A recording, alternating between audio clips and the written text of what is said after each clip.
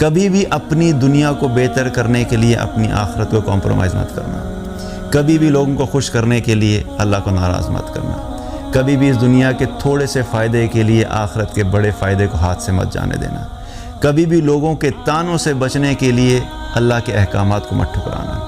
ان چیزوں کو اپنے ذہن میں رکھ کے چلنا، کیونکہ اللہ سبحانہ تعالیٰ نے ہمیں دنیا میں بھیجا کس لیے؟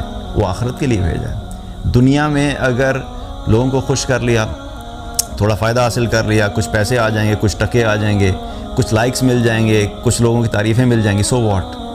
لیکن یہ سب کچھ حاصل کر کے اگر اللہ نہ ملا، اللہ ہاتھ سے چلا گیا، ایمان ہاتھ سے چلا گیا، آخرت ہاتھ سے چلے گی، تو اس سے بڑا ناکام انسان کوئی نہیں ہے۔ اور لائف میں یاد رکھنا کہ پرماننٹ فیلئر نام کی کوئی چیز نہیں ہے۔ اکثر لوگ اس چیز سے گھبرا جاتے ہیں جی کہ میں نے ایک کام کیا تھا تو وہ تو مجھے ایسا فیلئر ہوا کہ اس کے بعد تو میں اٹھ ہی نہیں سکا۔ کوئی بات نہیں،